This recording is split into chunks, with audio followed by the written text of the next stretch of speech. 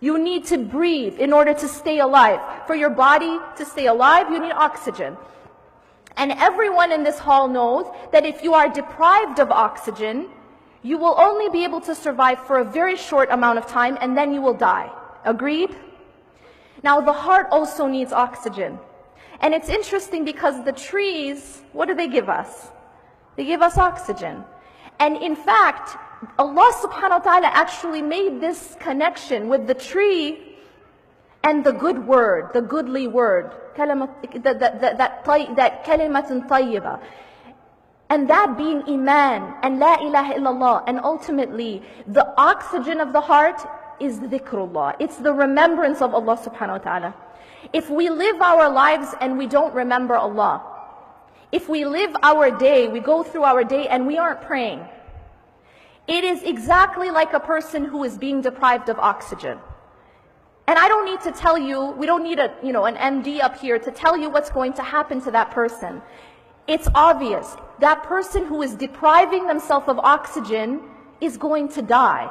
And this is the state of those people's hearts who are not praying, or who are abandoning salah, or who are, they're not praying on time, or they don't have a connection with the words of Allah, the book of Allah.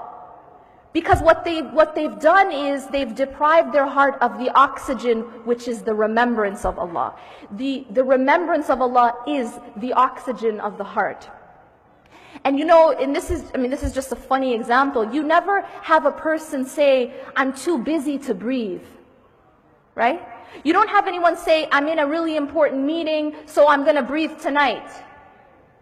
Or I'm not having a good day, so I'll leave breathing till tomorrow, because I'm really down, I'm not in a good mood. Nobody says I'm watching a TV show, so I'm not going to breathe, or I'm at the mall. You understand the point here. We know that we have to breathe to stay alive. And it does not matter where we are, or in what state we are in, or in what condition we are in. Even when you're in US airports, you still breathe, right? Yeah? What happens when salah time comes and you're in an airport? Your salah is your oxygen. You cannot think of it as anything less. And if you do, that's why your heart ends up dying. Really, it isn't rocket science. When people want to understand why they're having a spiritual crisis, it really is not complicated. It always goes back to the salah, because the salah is the life of the heart.